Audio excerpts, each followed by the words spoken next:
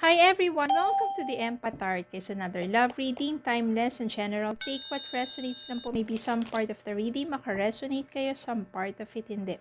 Tingnan natin ngayon kung anong mga mensahe, mga aral at gabay sa buhay, pag-ibig, love messages, guidance, anong love connections ito, mga aral sa buhay, pag-ibig. Again, take what resonates lang po since maraming mga energies, iba't ibang mga sitwasyon. Tingnan po natin ngayon.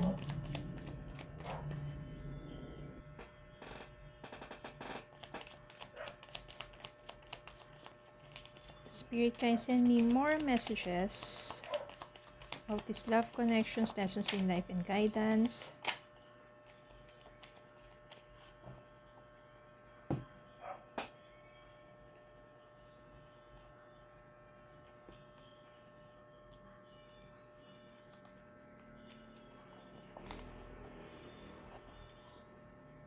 Eight of Wands. Magician. Three of Cups. The Sun. Queen of Wands. Death. Strength. Five of Wands. Page of Swords. Sa bottom of the deck, the Empress. Okay, meron dito Five of Wands. Nagkaroon siguro dito ng pagtatalo. Pero I can sense here na hindi naman siya magtatagal.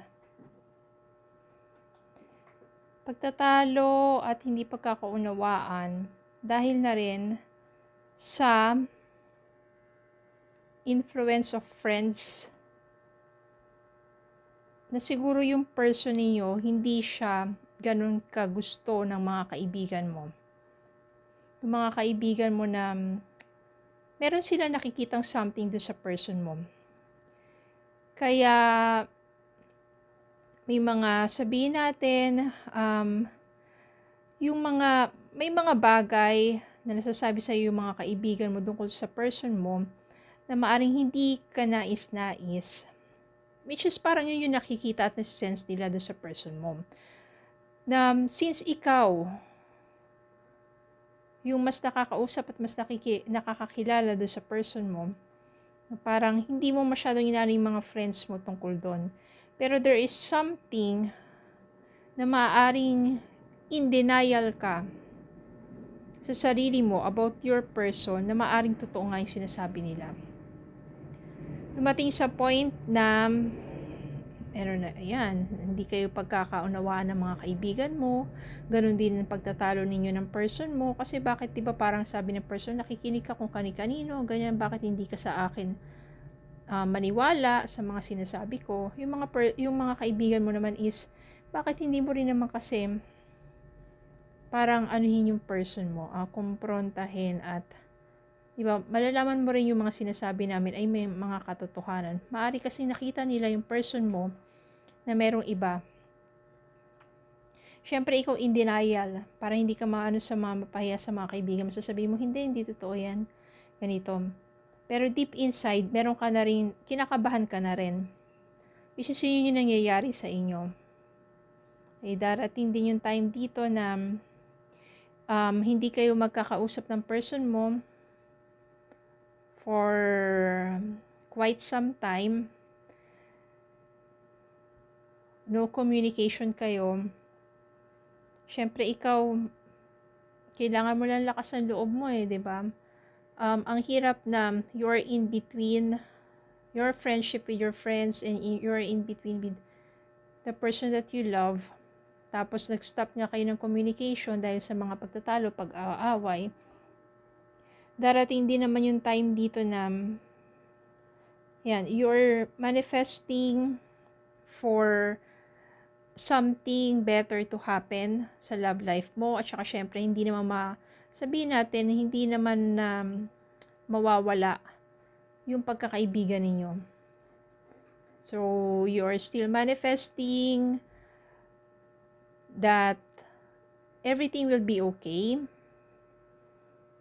Darating yung time dito na yung person mo magsasabi sa'yo ng katotohanan. Magkakaroon kayo ng communication dito.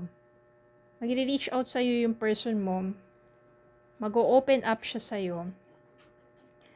At doon mo malalaman ang katotohanan na oo nga, tama nga yung mga kaibigan mo. Ito rin naman yung magbibigay daan para mas maging, sabihin natin, magkaroon ng pagbabago sa inyong dalawa ng person mo. Since, sabihin natin, umamin na siya, and this is the time na for a change. Ibig sabihin, maaaring ito yung isang step for your person to become an honest dun sa relasyon ninyo, sa'yo, at magkakaroon kayo ng open communication. Yung relasyon ninyo maaaring mas magiging matatag.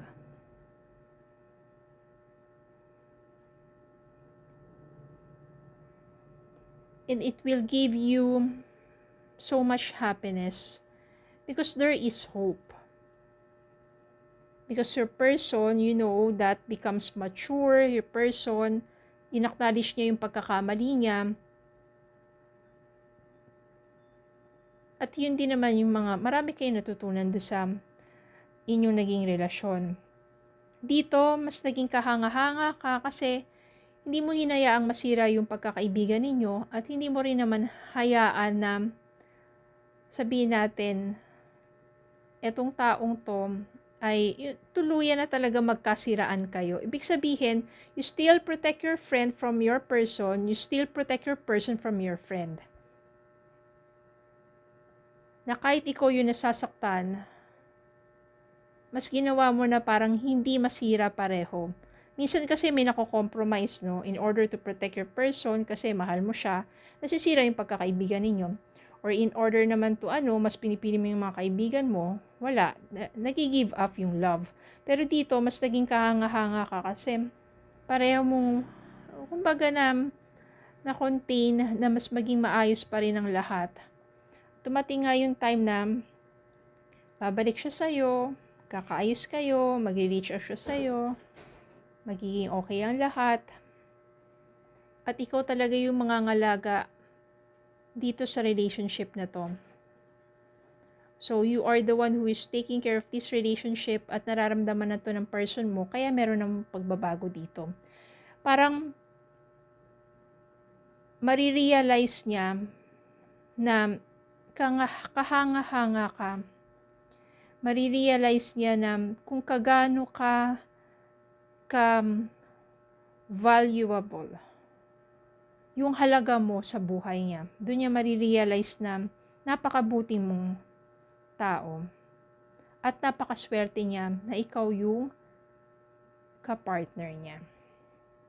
Kuha po tayo ng mga messages para sa inyo.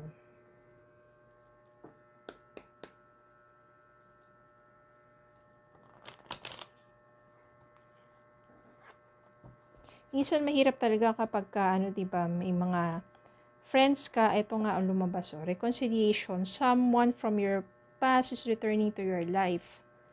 There will be reconciliation between the two of you.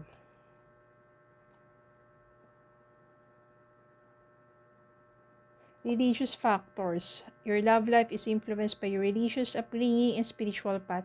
Baka ito na rin yung religious factors at the same time because of your community, your friends, diba? Baka magkaiba kayo ng relihiyon ng person mo. At doon nagkakaroon ng, sabihin natin, yung isa sa mga factor. But in the end, ang mahalaga, naging mas open do sa relationship, nagkaroon ng maayos na communication, at nagkaayos yan.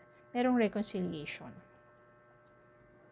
Okay, minsan hindi naman talaga nasa relihiyon yan, hindi naman nasa iba pang mga factors, kundi nandun sa pagkatao sa inyong dalawa.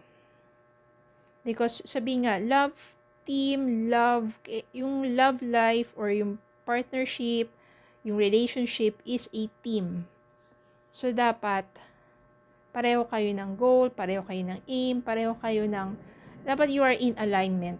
Kasi kung hindi, magiging mahirap din naman talaga na pakisamahan ng isa't isa. Diba? So, yun lang, kailangan lang merong open and honest communication in order for a relationship to work. Okay, so yun lang po. Maraming salamat po for watching. Please don't forget to like, share, comment, subscribe, follow me on Facebook and TikTok. Have a good day po and God bless.